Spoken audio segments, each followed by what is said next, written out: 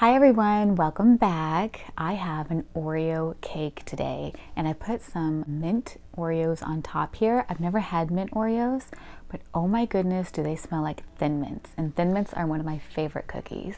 This cake actually came without the Oreos and I wanted to buy some to put on top and I just couldn't decide. They had peanut butter Oreos and birthday cake and marshmallow, carrot cake, like it just goes on and on and on. And I just thought mint, that sounds delicious and it smells delicious, so I don't regret it. So anyway, I thought I would do something a little bit different today and do kind of a get to know me, but more on a personal level. Like most of these questions are deeply personal so that you guys can really get to know the person behind the camera. So I hope you guys enjoy it.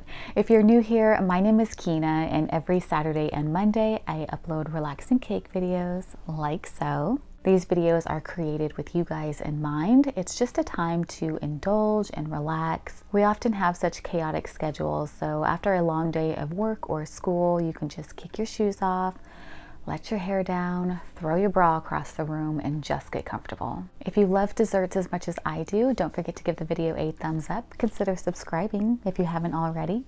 And let's get started. All right, and I have my hot tea today, of course. This is one of those relaxation, like sleepy teas with lavender.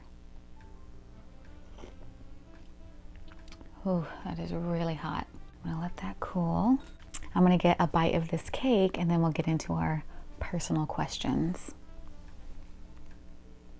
Actually, before I cut the cake, I think I'm just going to eat an Oreo because these smell so good.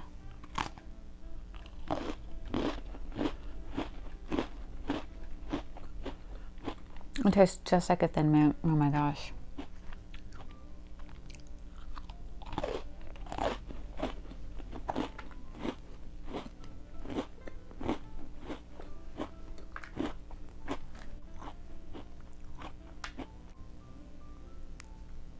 Okay, let's try this cake.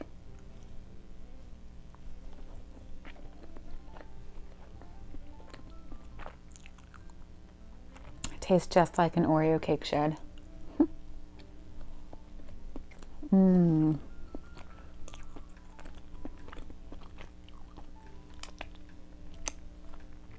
That is nice.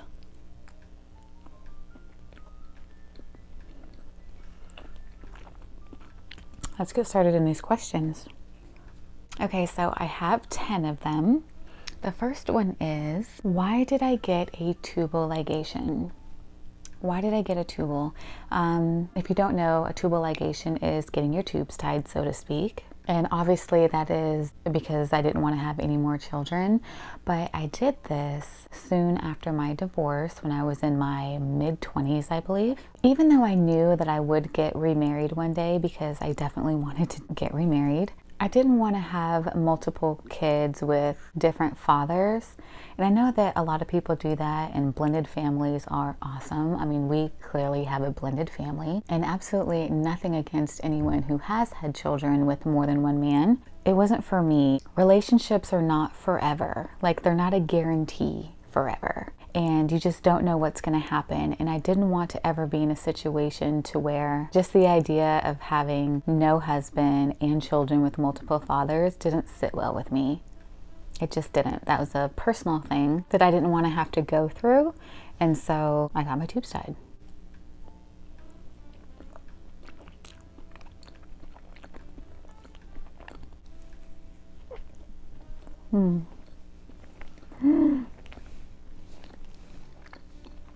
I forgot my napkin. Okay, next question. What is my relationship like with my children's father?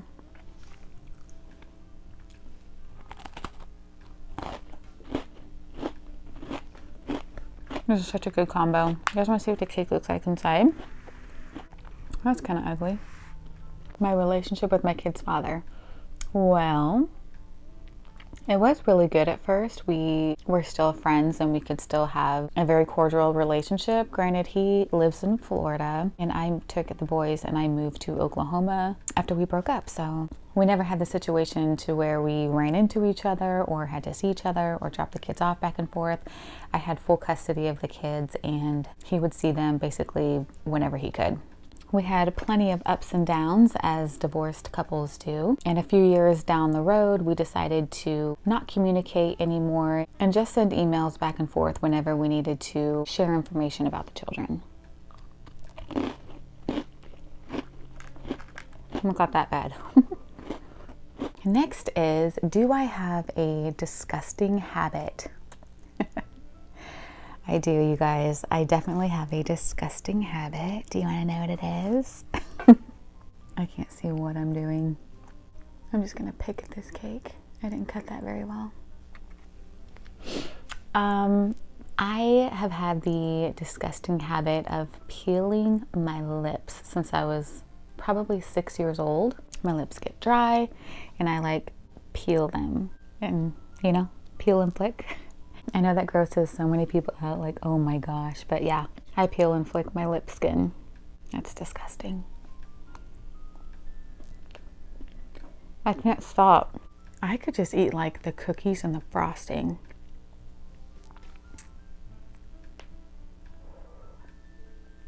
Just like that.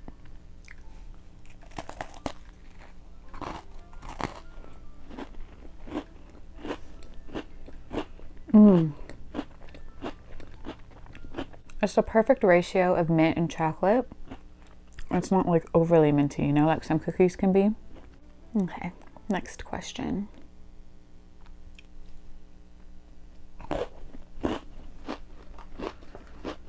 What is my biggest fear within my marriage? My biggest fear in my marriage is actually super selfish, and I'm just being honest. But I'm so afraid that I'm gonna get Alzheimer's, not Alzheimer's. And Chris is just going to have to take care of me, and it's just gonna be like a Notebook situation. You know the movie The Notebook? Where I'm not gonna know who he is, I'm not gonna know who my children are. Part of it is that I'm not gonna be able to recognize the most important person in the world to me. But on top of that, the amount of suffering that he would have to endure taking care of me. You know, that's just like, that's a lot of work. And a lot of bad days, you know? That's my biggest fear. Next question. What celebrity death will cause me to literally take time off work to grieve? You guys are probably like, a celebrity, really, dude?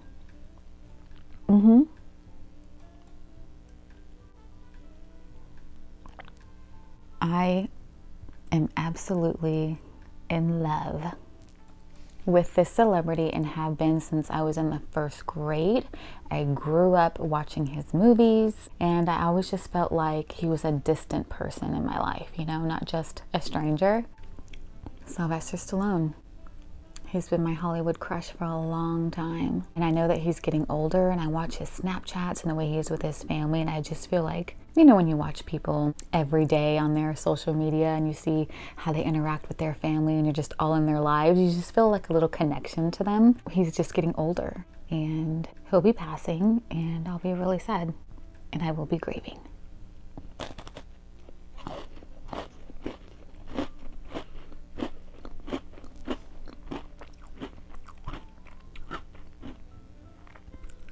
This is so great. Next question. What am I most proud of in terms of my personal accomplishments? I've been through a lot in my life, and there's a lot that I'm proud of. I would say the accomplishment that I am most proud of is the fact that I left my first marriage being young. If you don't already know, I was married to my first husband for almost 10 years. We were together since, you know, I was 17, and it took a lot for me to leave. I was terrified. And when you grow up with somebody and you become adults with somebody and you learn and you just two become one, you know, it's hard to separate yourself from that, to like pull back and say, know you're wanting out for whatever reason, and then create a new identity, and at the same time having 2 young children to raise by yourself. And he was the sole financial provider in our home, and so that was very scary as well. So you can imagine how terrified I was, but I did it. Becoming a single parent is such a journey. You have so much to learn, and you're by yourself, and you have to grow as a person on top of dealing with your struggles, learning how to budget, having financial problems, trying to better your career, making sure the children are being raised properly. It's just a lot for one person, I'm most proud of that. I came back strong, just strong, and I know because of that experience, I can go through anything. I can hit rock bottom and still come back. And it's a good feeling. That type of strength is so necessary in this world, Next question. What are some of my body image insecurities? Man.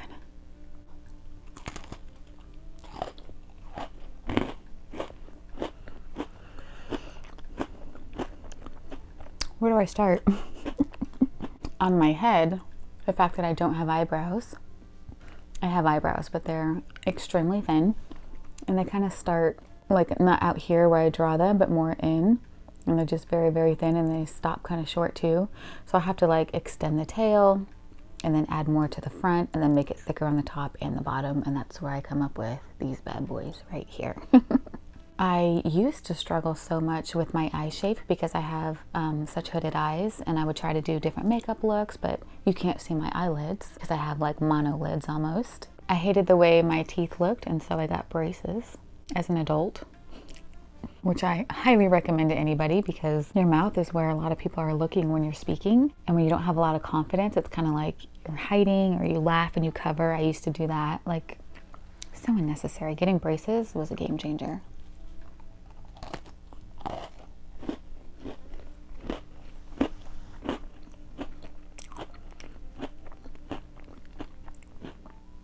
On my actual body, I have like that fat in between the arm and the breast, like that chunk of fat there.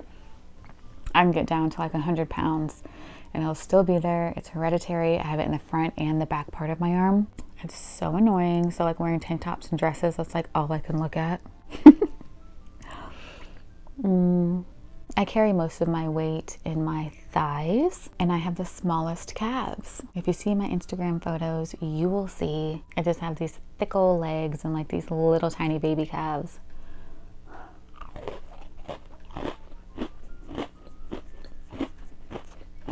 I destroyed this. This is so ugly now. I'm gonna get cleaned up and I'll answer the last couple of questions and we'll have our final thoughts. Let's bring you guys in closer, shall we? I'm trying to be quiet. My doggos are sleeping. Are you like that? Does your whole life revolve around your pet and it's like, oh, I'm filming, but I have to be quiet. The dog's sleeping, Anyway, okay, I have 3 left. What is the most important thing in the whole world to me? The most important thing in the world to me is my relationship with God. I think that our time here is precious and borrowed. God first, and then family. I've had a very close relationship with God since I was about 6 years old, and personal experiences with Him, like time with Him, that was very powerful, that I cherish. It's very dear to me, so yeah. Number 9, you guys know that I have 3 brothers and 1 sister, but what is my relationship like with my parents? Oh my. Does this tea have vodka in it?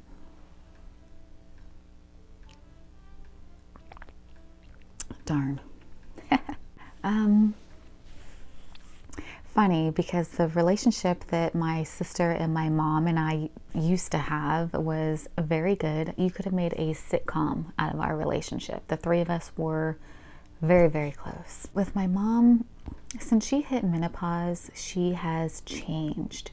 People change. People change for the good, people change for the worst. And when she changed, her life sort of shifted in a negative direction, unfortunately. And rather than fighting that and changing that, because that's the hard part in life, right? When we get down, getting ourselves back up is very difficult. I feel that she succumbed to all of that negativity and it overtook her. I think that she has a lot of pain and hatred and anger inside of her. And although I love her dearly and we talk, I would say, every other month on average, she has a journey to go through. Just talking with her is difficult at times because she's very negative, doesn't bring the best energy. You know, sometimes you get off the phone with people and it's just like you're exhausted. They're kind of like life suckers, you know? But I take it with a grain of salt and I realize not to take offense to certain things, that's just her. There was a clash there, a mother-daughter clash, and I don't know if you've experienced this before, but I went through a period of time where I felt like she didn't like me. And it was very hurtful, and I was in my late 20s for a couple of years, and I just thought, she doesn't like anything about me. And I just felt like she was always looking down on me, always disappointed in me. And it turns out that a lot of our similarities and things that I was going through at the time were things that she went through. It's funny how people sometimes don't like people who are exactly like them. Do you know what I mean? You know, our relationship is, I would say it's okay. It's not bad, but it's not good. But I think because of my outlook and my attitude about it, we're able to maintain what we have. Not to say I'm so great, but if I were to really absorb everything that she said to me and take it in, I would just be hurt all the time. So at some point I had to toughen up and just rise above those conversations and say, this isn't really directed toward me. This is somebody going through something. I can either choose to always be offended by it, or I can decide not let it, you know, fester inside me and affect my life. So it's unfortunate that that happened, but it's been several years now and we're doing okay, and I think that we'll do even better later on. But when you let your pain take over you and kind of have the attitude of, well, this is just how I am and other people can accept it or not, well, most likely people are not going to accept it and you're going to lose a lot of relationships. As far as my father is concerned, I'm definitely not ready to talk about that. I don't have a relationship with my father, and I haven't since I was 18 years old. He has been completely out of my life. In fact, out of everyone's life. He's still alive, but away. Let's say that. And we were very close when I was young. So that was at least a decade of pain right there. So I'm sure I'll talk about it one day, but as of right now, don't really have a desire to. That's that. Last question. Have I ever been fired from a job? I have to say yes. I've said no for so long. I started working when I was 15 years old, and although I took some time off when I had my children, like, I've still been a working person for a very long time. And I was living in Oklahoma at the time, and I was working at this dental practice, and there were 3 dentists working there, and they had a girl who was a front desk receptionist, and they made her an office manager, and she was not ready. She had been there a long time and was good at being a receptionist. She was efficient and quick and knew what she was doing for sure, but she had 0 leadership experience. She had 0 financial experience. There was just a lot of aspects that a practice would need for management that she just wasn't qualified for. Not to mention she was a very emotional woman and cried a lot at work. You know, that type of person isn't always the best leader, to say the least. At first, she was happy to have me on board. Long story short, she really appreciated everything that I had to bring to the table, and things were very good for the first couple of months. And then she was threatened and thought that I knew more than her and blah, blah, blah, which I did because I had years of experience and she didn't have any. She would call me into her office and ask for my opinion. I would tell her things and she would just be it was the weirdest thing. And then one day she fired me and she was crying and said, the doctor just can't afford to keep you on salary or on payroll. Like, I'm so sorry. I can't believe this. And I knew the deal, and the other girls had already told me ahead of time. That was another thing. There was a lot of gossip, and I already knew that it was coming, and I knew why it was coming. And so I just put my hand on her shoulder and I said, hey, it's okay. I hope I brought value while I was here, and thank you for the opportunity. she was like, okay, well, I'm just so sorry and thank you. And it was the most awkward thing ever. But that was me getting fired. The dentist couldn't afford to have me on payroll anymore. Well, that is all I have for you guys today. I hope you guys are having an awesome Monday and a good rest of your night. Thanksgiving is coming up. I hope you guys are able to make the best of it. If you're not seeing your family, just know you're not alone. I'm not seeing my family as well. We typically go to Oklahoma, and we decided to do our part and stay home. We're gonna Zoom though. We're gonna have each other on FaceTime and Zoom and share the evening and the dinner together. It's not gonna be the same, I know, but we gotta make the best of it, guys. We can either be sad and depressed and have the worst Thanksgiving ever, or we can be the cheerleaders for our family and be positive, make the best of it, and still enjoy ourselves. It could always be worse. We could have absolutely no one. But you guys enjoy your turkey dinners, stuff your face, have a great time, and I'll see you in the next video. Bye.